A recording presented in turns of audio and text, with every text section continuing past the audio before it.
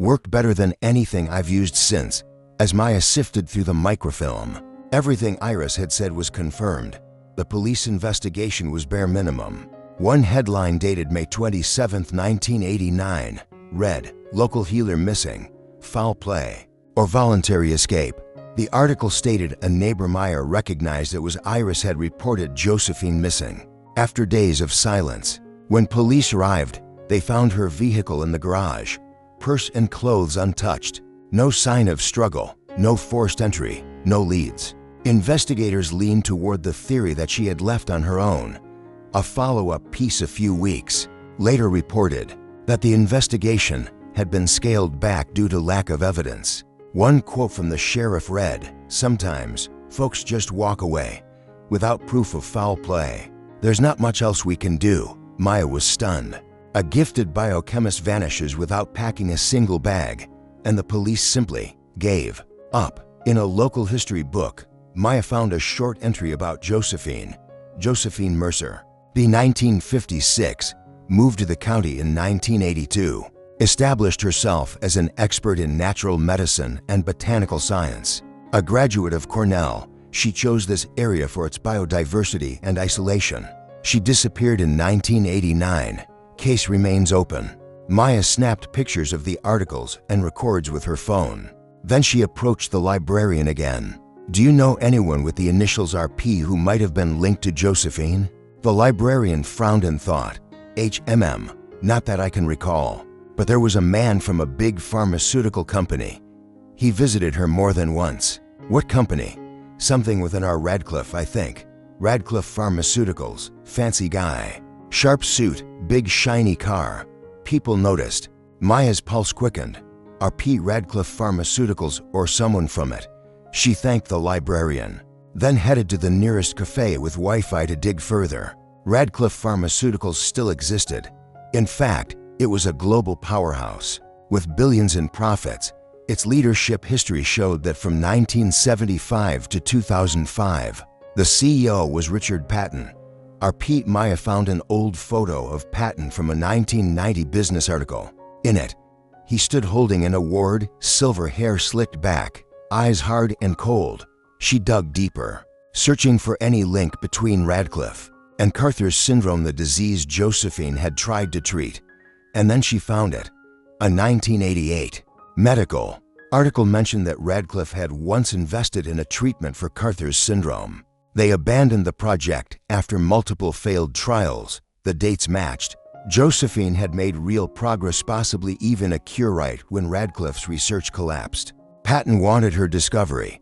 She refused, and soon after, she vanished. When Maya returned home that afternoon, Sam was up on the roof hammering. In new shingles, she debated whether to tell him what she had uncovered. They didn't know each other well, but her gut told her he was someone she could trust. When he climbed down the ladder, Maya walked up and said quietly, "Can I talk to you about something strange?" Sam wiped sweat from his forehead with an old rag. "Strange is kind of my thing," he said with a half smile. "What's going on?" Maya brought out the journal and explained everything she had pieced together about Josephine. The lab notes, the company, and the missing woman. Sam listened intently, arms crossed, face growing more serious by the minute. "I knew Josephine," he said once she finished. "Not closely, but I did repairs on the place a year before she went missing. She was kind. Helped my wife when she was ill." "Your wife?" Maya asked softly, realizing she hadn't heard Sam mention her before. "She passed." He replied quietly, "Cancer. Josephine's remedies couldn't cure her, but they eased the pain when nothing else worked." His gaze drifted toward the Overend garden beds. "I never believed she just left. Josephine loved this land too much to abandon it. I think Richard Patton from Radcliffe Pharmaceuticals had something to do with it," Maya said. "But I can't prove anything. I still don't know exactly what happened." Sam mulled it over. "That key you found, have you figured out what it unlocks?" Maya pulled the ornate brass key from her pocket and held it up. Nothing inside the house matched. It might not belong to the house at all. She had a few other buildings on the property. Sam remembered. There used to be a greenhouse, a toolshed, and I helped her build a little lab behind the main house. Most of them didn't survive the years. but something might still be. Standing, that night, after Ethan was asleep, Maya and Sam grabbed flashlights and set off across the property.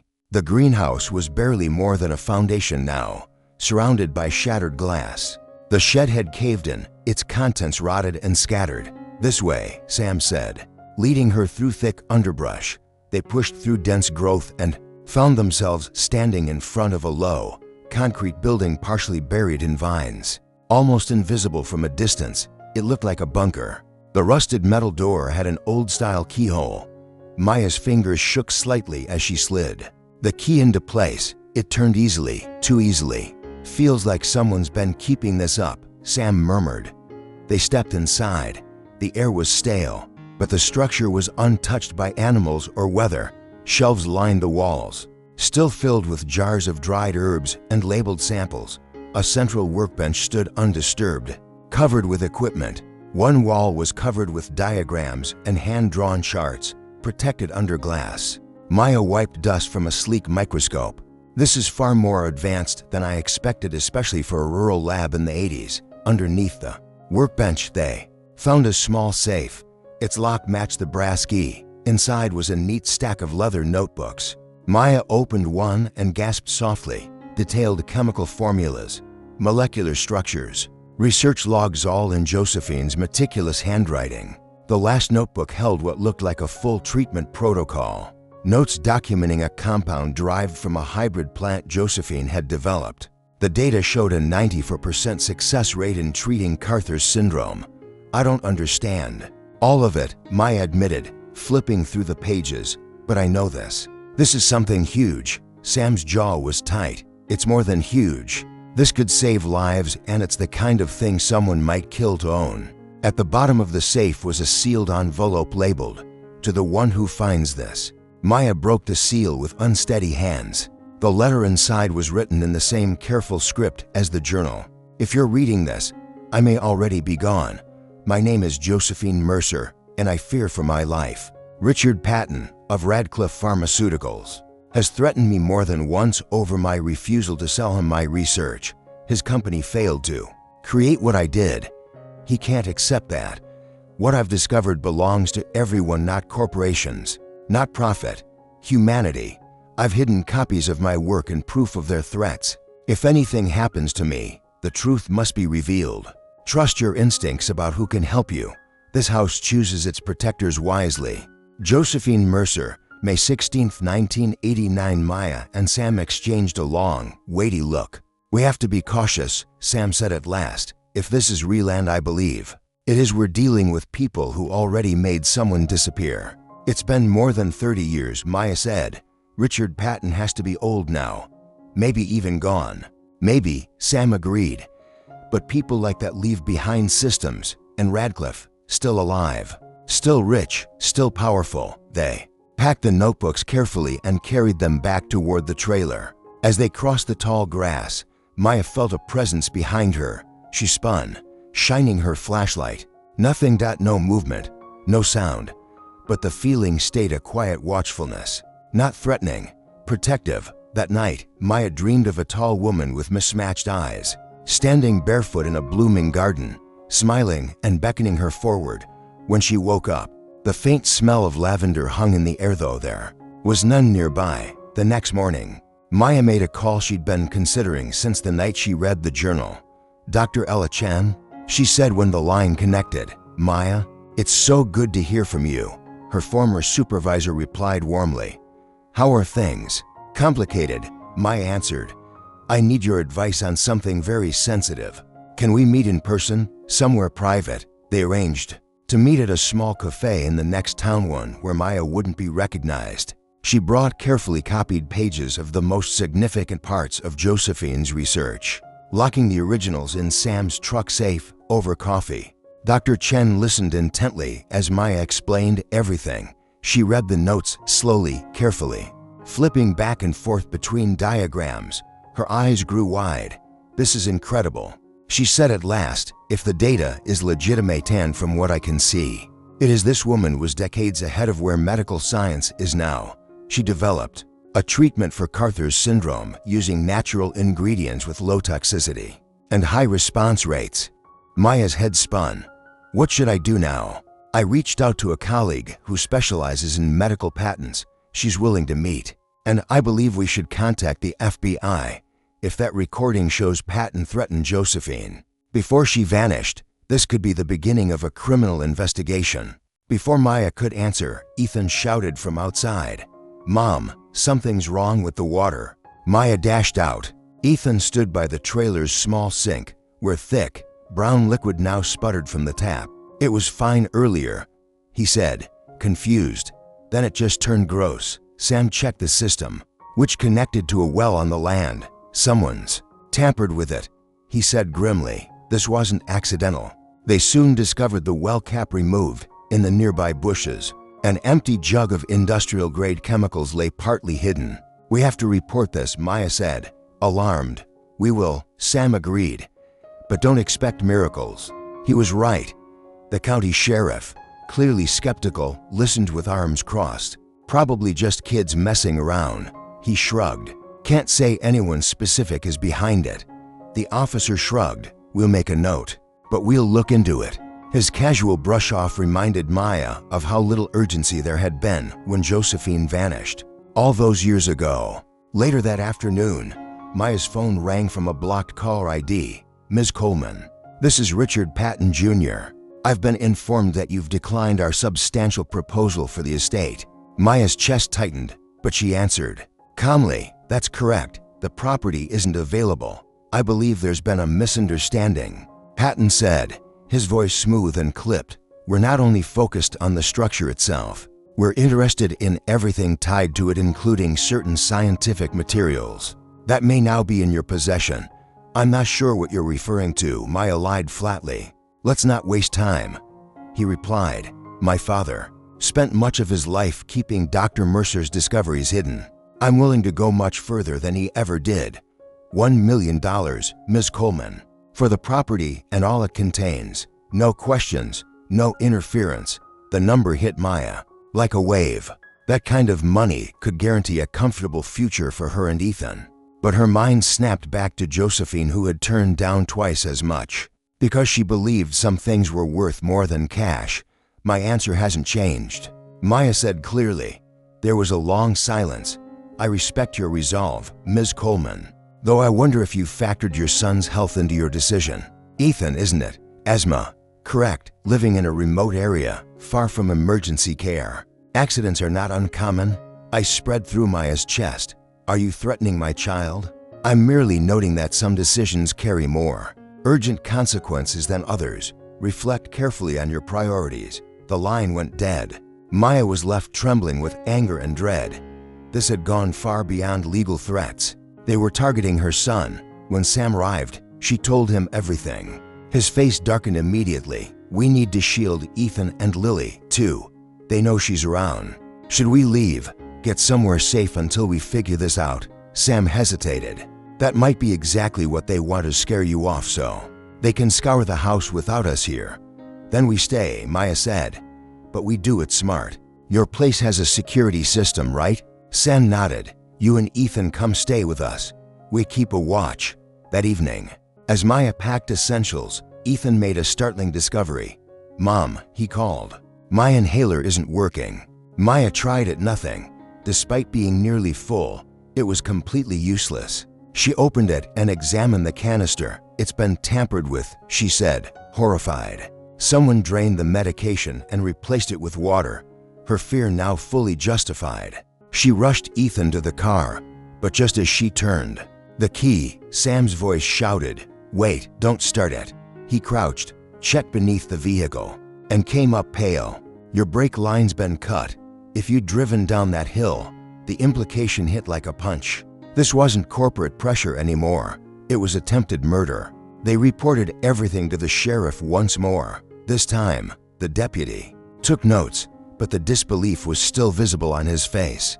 "So you're claiming a major pharmaceutical firm tried to assassinate you over a house?" he said skeptically. "I'm telling you what's happened," Maya said, her voice steady but urgent.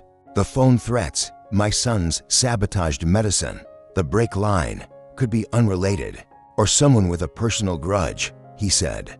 "We'll follow up, But I'll be honest, it's hard to link this to a large company without hard evidence. That night, staying in Sam's house with Ethan and Lily safe under one roof, Maya reflected on how fast everything had spiraled. In days, they'd gone from uncovering a lost discovery to surviving an assassination attempt. "We can't sit back," Sam said as they made tea. "They've shown they won't stop." "I keep thinking about that tape," Maya whispered.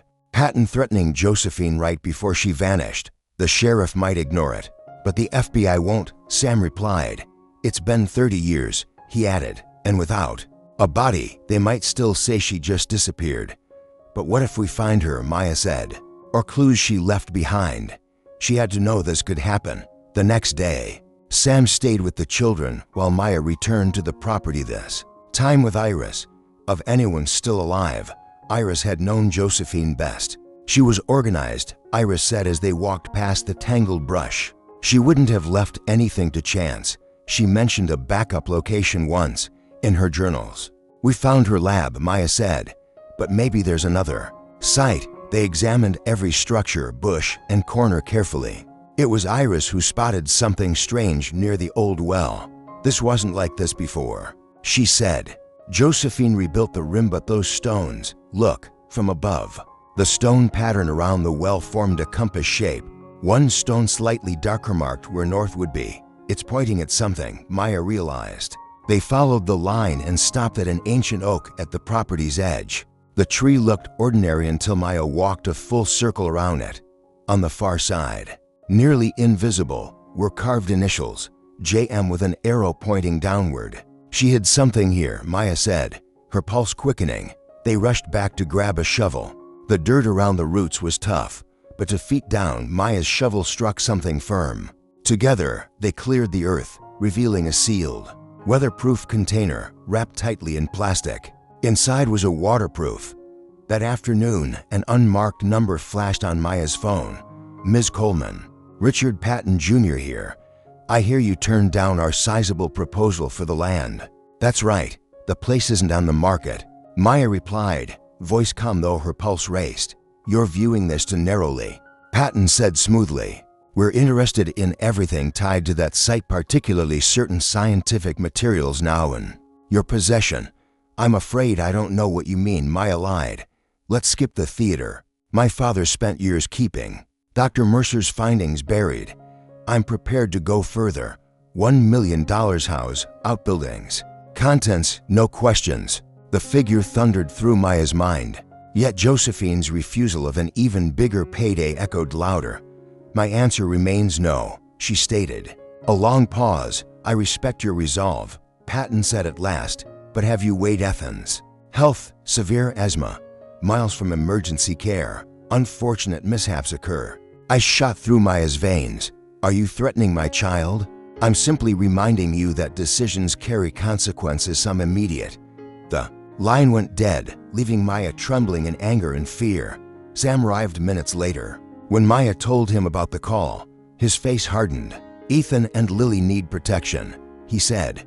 "Running might hand them the house. But stay smart. My place has alarms. You and Ethan should come over." As they packed, Ethan shouted, "Mom, my inhaler won't work." Maya tested it, nothing. Opening the canister, she found only water. She looked directly at Maya. "Do you realize what this is?" "I have a feeling," Maya said, "but I want to hear it from you. You're sitting on a medical discovery worth billions. Carter's syndrome only affects about 50,000 people worldwide, but there's no effective treatment, none. A cure would be revolutionary." "But it's not mine," Maya said.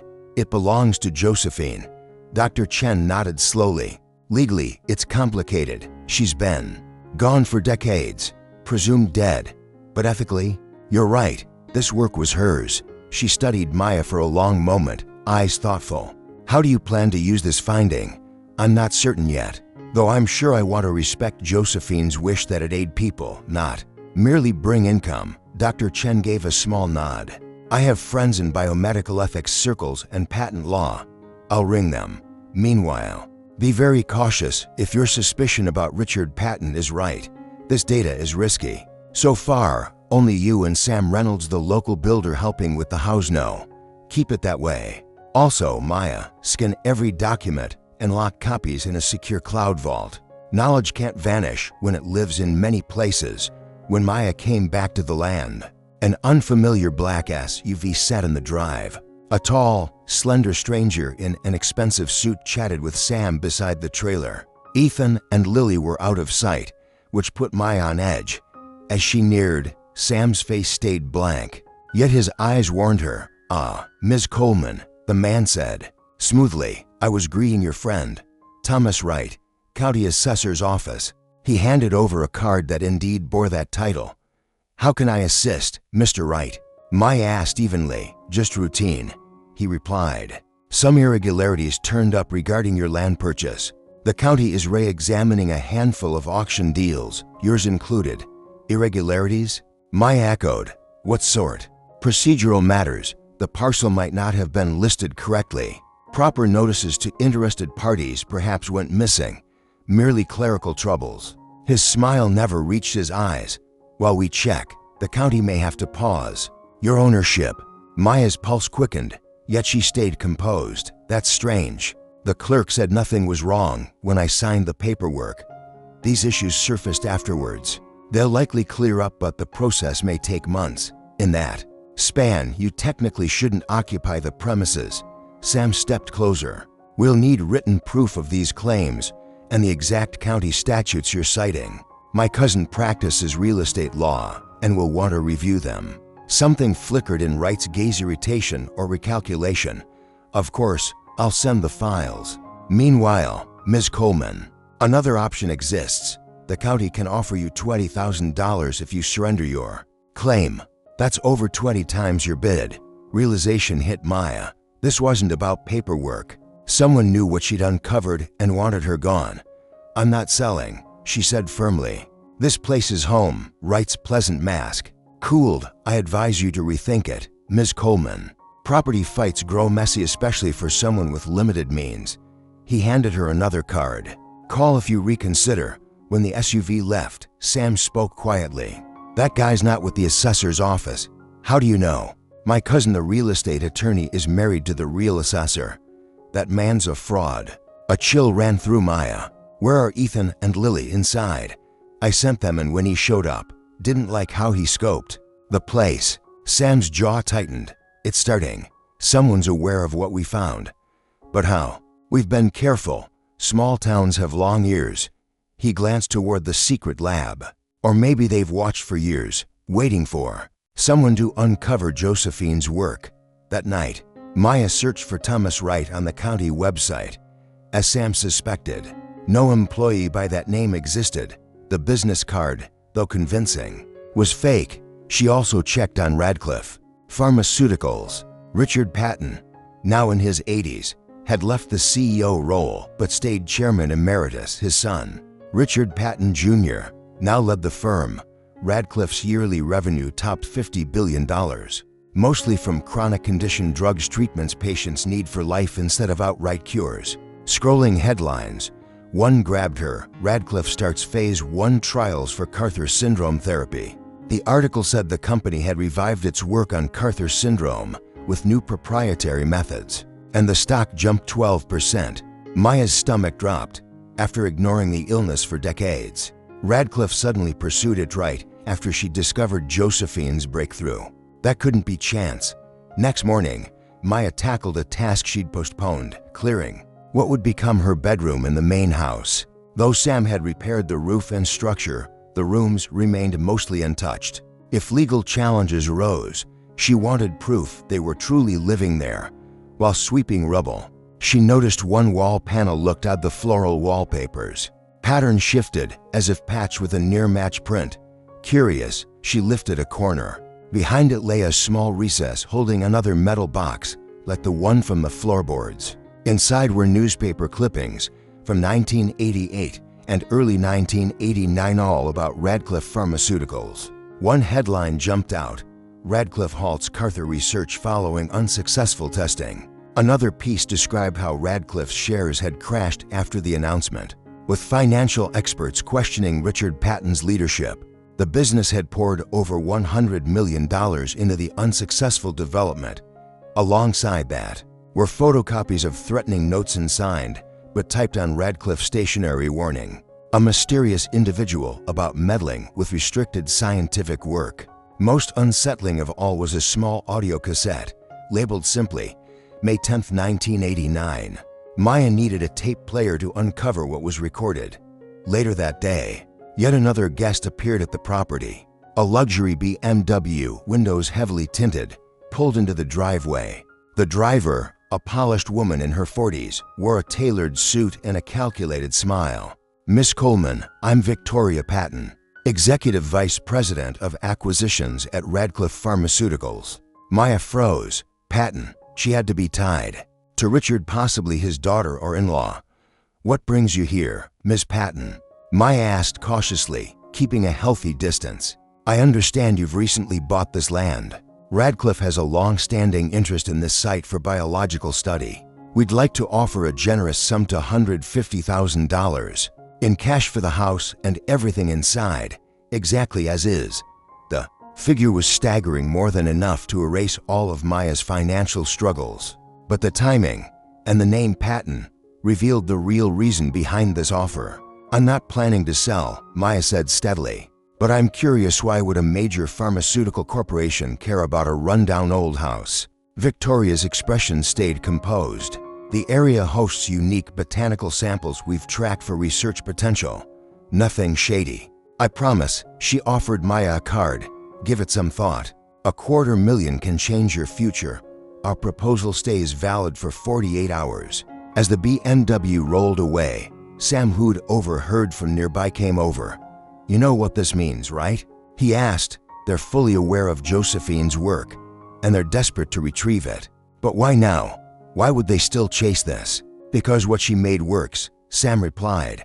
"A real cure is worth billions, especially if they can pretend they created it." That evening, Maya borrowed a tape player from Iris and listened to the cassette from the hidden box. Though slightly muffled, the voices were understandable.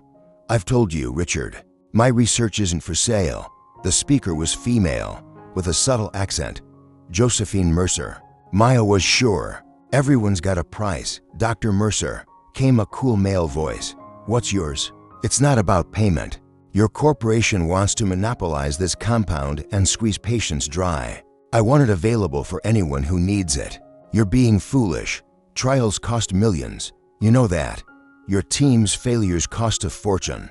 Mine didn't fail. I approached it differently. I've documented everything. Whether Radcliffe's involved or not, the science exists." "You're mistaken," the man snapped. "Without our funding, your little breakthrough won't help anyone. We control the pipeline. We control the delivery. Without us, you're just a lady dabbling with leaves in a cabin. I've already shared data with colleagues. If anything happens, nothing will if you cooperate. But this could get inconvenient if you block our efforts." "Are you threatening me?" "I'm giving you one final chance. $2 million. That's our last offer. Not interested. You'll regret that. Everyone has soft spots, Dr. Mercer. Everyone has something to protect." The tape ended. Maya sat frozen, CASSETTE player resting in her lap. She had just heard Richard Patton himself threaten Josephine Mercer days before she disappeared. This wasn't just suspicion anymore. This was proof directly from his voice. The following morning, Maya phoned Dr. Chen to give him the latest. "They're moving quickly," Chen said, clearly unsettled. "If they're offering that kind of money, they're terrified you'll grasp what Josephine had." "And what did she have, exactly?" "Based on the material, you've shown me easily a multi-billion-dollar formula. A cure for Carter syndrome with proven results. That kind of patent is worth $5 to $10 billion across its life cycle. Probably more." Someone had sabotaged it. She hustled Ethan to the car, but Sam yelled, "Stop, don't crank it." He slid under the chassis and came up grim. Brake hoses sliced. One downhill turn and attempted murder. No denying it now. They reported the crimes again. The sheriff listened but raised an eyebrow. "You're saying a multinational firm tried to kill you over an old homestead? Hard to prove without solid evidence. The threats, the inhaler, the brakes, how is that not evidence?" Maya protested. "Could be unrelated or personal vendetta." He replied, "We'll examine it, but linking it to Radcliffe will be tough. That night, safe at Sam's house, reality sank in discovery to deadly threat in mere days. "We can't wait for them to strike again," Sam said. "That cassette of Patton threatening Josephine federal agents might listen even if locals won't," Maya noted. "And if we could actually find Josephine?" Sam asked. Next morning, Sam kept the kids while Maya and Iris combed the estate. Josephine planned for every outcome, Iris said. She once mentioned a fallback site. Near the old well, Iris spotted odd masonry stones forming a compass rose. "A darker block marked north. Guiding us," Maya breathed. They followed the invisible line to an ancient oak. Around the back, Maya found tiny carved initials JM with an arrow down. They fetched a shovel. 2 feet under the roots, they uncovered a watertight case. Inside, a VHS cassette marked insurance, documents, and a sealed letter dated the 17th of May 1989, the day after Josephine's final diary entry. Letter rephrased, "If you're reading this, I may already be gone. Richard Patton has vowed to seize MacArthur research at any cost. The enclosed video holds my full statement and proof of his threats. I've also included coordinates to a cache in the state forest containing duplicate data. Never trust local officials. Patton's reaches long. Take this evidence federal." Dr. Josephine Mercer also inside, a hand-drawn map with those coordinates, and covert photos of Richard Patton arguing with Josephine on her porch. "We need a VCR," Maya said, "and we must check that forest site." Before they could leave, the sheriff's cruiser rolled up. His face was stone. "Ms. Coleman, a judge has issued an emergency order. You must vacate within 24 hours while ownership is reviewed." "This is absurd. I bought the property legally. I'm only serving the papers," he replied, avoiding her gaze. "It was Radcliffe, wasn't it?" "I have no details, ma'am." He left without another word. Iris sighed. "Judge Harmon owes his career to Patton money. This is his doing." Maya and Sam locked every new find in Sam's truck and drove away. They were nearly out of time, but finally holding concrete proof. That night, a storm crashed overhead. Lightning lit Sam's yard while rain pounded the roof. "Mom, I keep seeing a lady at the window," Ethan whispered. "She's showing me something." "What lady?" Maya asked gently. "The one from the photos, the doctor who lived there." She points at the apple trees. Maya and Sam exchanged wary looks, then grabbed slickers and flashlights. In the abandoned orchard, Ethan led them to the largest, oldest apple tree. At its base lay another weather-sealed box. Inside, a microcassette recorder and a final note dated the 18th of May 1989. "Richard returns tonight. He swears he'll ruin everything. If I resist, this may be my last chance to speak the truth. If I vanish, make the truth known." The tiny tape held Josephine's recorded voice, details of her cure, Patton's threats, and clear as day his promise to kill her. "We've got him," Maya whispered. Next morning, Maya made 2 urgent calls. 1. Dr. Chen, who had secured a patent lawyer to protect Josephine's formula. 2. The nearest FBI field office. When she mentioned Radcliffe and Richard Patton, the agent grew attentive.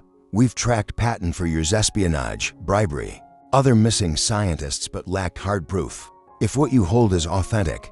They arranged a face-to-face the following day. Meanwhile, Sam's cousin Andrea, a property law specialist, examined the injunction. "This order is flimsy," Andrea said. "Cites procedural faults that don't exist. Meant to stall, nothing more. We can challenge it, but it'll take weeks. Until then, you're barred from staying there." Before they finished, Maya's phone rang again. "Ms. Coleman, Catherine Weiland, National Investigative Journal.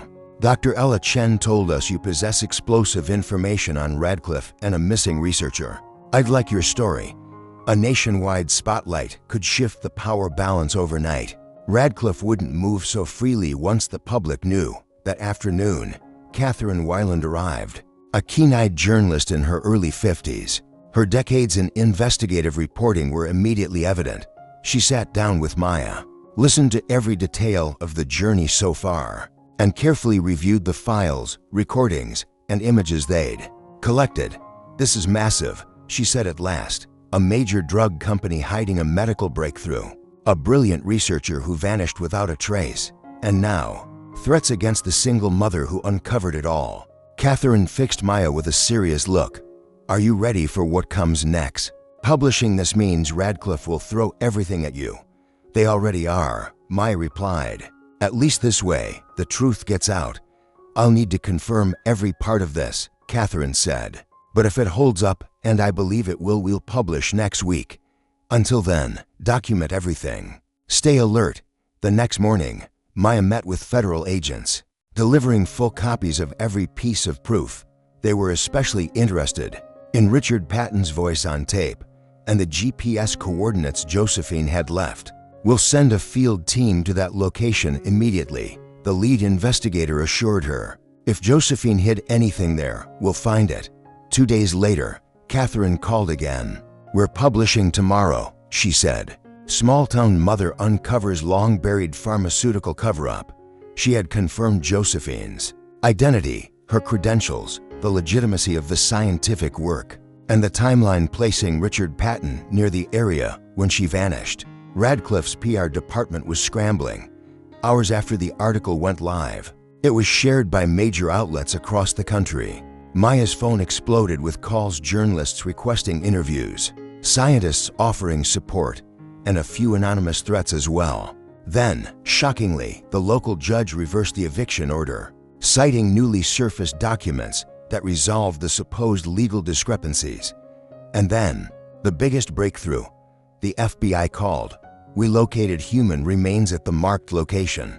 The agent said, dental records confirm it's Dr. Josephine Mercer. Cause of death, blunt force trauma. 30 years after her disappearance, Josephine had been found, and with her, the truth. Richard Patton, now in his 80s, was brought in for questioning, with undeniable proof, plus testimony from a former Radcliffe security guard who had been present that night. Patton was officially charged with murder. The story dominated national media. Pharma CEO arrested for killing pioneering black female scientist, justice at last. The Josephine Mercer case, mother's discovery cracks. Open billion-dollar cover-up. Radcliffe Pharmaceuticals saw its shares nosedive. More executives were named in the widening scandal, and federal investigations into the company's history were launched. Meanwhile, Maya, guided by Dr. Chen's network, filed for a patent on Josephine's work. She listed Josephine as the lead inventor and herself as the legal executor. The application also stated the treatment would be affordable and accessible, honoring Josephine's lifelong goal. 6 months later, the change was incredible. The once ruined house had been partially rebuilt, thanks to help from neighbors moved by the story. Sam had organized the renovations, recruiting friends and volunteers. Maya had founded the Josephine Mercer Foundation, which focused on plant-based medicine research and delivering care to low-income communities. Licensing partnerships with ethical pharmaceutical companies helped fund the mission companies that agreed to sell the Carther treatment affordably. The dense overgrowth was cleared, revealing Josephine's experimental garden. Experts confirmed she had cultivated dozens of rare medicinal plants decades ahead of her time. Ethan, now healthier than ever, began leading nature walks through the grounds, sharing stories about the healing power of herbs. Richard Patton was convicted of second-degree murder and conspiracy. He would spend the rest of his life in prison, just as Slate, but finally served. On the 1-year anniversary of Maya's arrival, the farm, now lovingly called Mercer Gardens, held a community celebration. Neighbors, scientists, reporters, and volunteers came together to honor Josephine's life and the future her work made possible. Standing on the front steps, Maya looked out at the crowd, the flowers, the laughter. A place once feared and forgotten was now full of life. Sam stood beside her, their bond now deeper than friendship. Did you ever imagine this? He asked, taking her hand. Maya shook her head, smiling. Not even clothes. I just needed a roof. I never saw this coming. She paused, eyes drifting to an upstairs window. A quick shadow. Movement. But the house was empty. Everyone was outside. That night, after guests had gone and Ethan was fast asleep, Maya sat alone in Josephine's old study. The shelves now held Josephine's books, journals, and framed photos. Thank you, Maya whispered to the empty room, for letting me be part of your story, for trusting me to finish what you started. A soft breeze stirred through the window, carrying the scent of lavender and wild mint. For a moment, Maya felt something warm beside her, not frightening, just present, like being watched by someone proud. Then it faded, and she was alone again. But not really. Josephine's legacy would live on in the gardens, the medicine, the children's laughter. This home had become so much more than shelter. It had become healing, redemption, a second chance. For Maya, for Ethan, for every life Josephine had hoped to save. Maya turned off the light, peace in her heart, ready for whatever the next day might bring. If this story moved you, tap the like button and subscribe to Mente Tranquila. We share inspiring, powerful stories of truth, justice, and redemption. Hit the bell so you never miss what comes next.